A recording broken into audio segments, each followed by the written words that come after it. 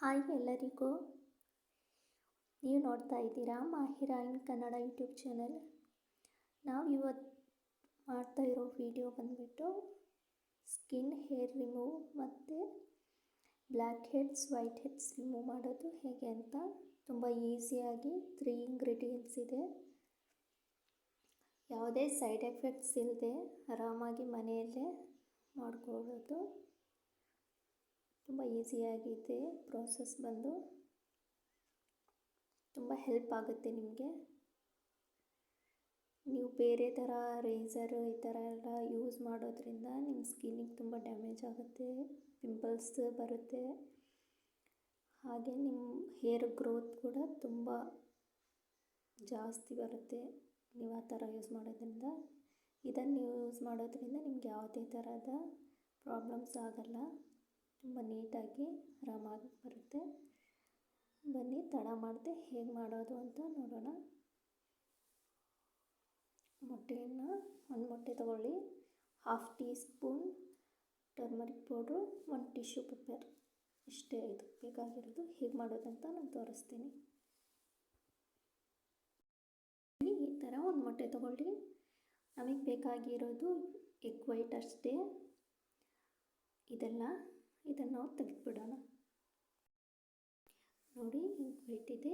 ಇದಕ್ಕೆ ನಾವು 1/2 tea spoon turmeric add ಮಾಡೋಣ.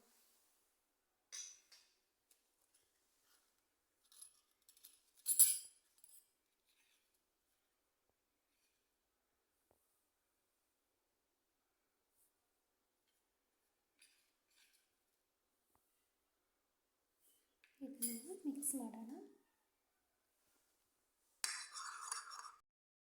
ನೋಡಿ ಚೆನ್ನಾಗಿ ಈ ಥರ ಮಿಕ್ಸ್ ಮಾಡ್ಕೊಳ್ಳಿ.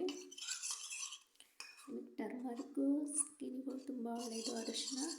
ಹಾಗೆ ವೈಟ್ನು ತುಂಬ ಒಳ್ಳೆಯದು, ಯಾವುದೇ ಪ್ರಾಬ್ಲಮ್ ಆಗಲ್ಲ. ತುಂಬ ನೀಟಾಗಿ ಹೇರ್ಸು, ಫೇಸ್ ಹೇರ್ಸು ಮತ್ತು ವೈಟ್ ಹೆಡ್ಸ್ ಬ್ಲ್ಯಾಕ್ ಹೆಡ್ಸ್ ಈಸಿಯಾಗಿ ಬರುತ್ತೆ. ವೀಕಲ್ಲಿ 2 ಟೈಮ್ಸ್ ಮಾಡಿ. ತುಂಬ ಈಸಿಯಾಗಿದೆ, ತುಂಬ ಆರಾಮಾಗಿ, ತುಂಬ ನೀಟಾಗಿರುತ್ತೆ.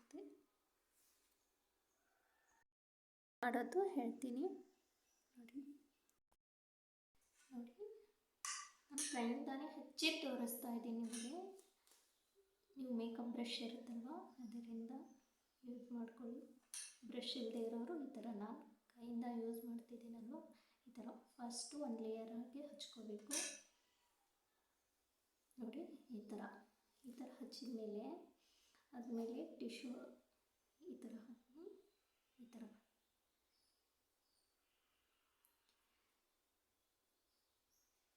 ಮಾಡಿದ್ಮೇಲೆ ಮತ್ತೆ ಒಂದು ಲೇಯರು ಪೇಸ್ಟ್ ಹಚ್ಕೊಳ್ಳಿ ನೀಟಾಗಿ. ಏನಿಲ್ಲ, ತುಂಬ ಈಸಿಯಾಗಿ ಹಚ್ಕೊಳ್ಳೋದು, ಆರಾಮಾಗಿ. 2 ಲೇಯರ್ಸ್ ಹಚ್ಕೊಳ್ಳಿ ಅಷ್ಟೇ. ಈ ಥರ ಇನ್ನೊಂದು ಸಾರಿ ಟಿಶ್ಯೂ ಹಾಕಿ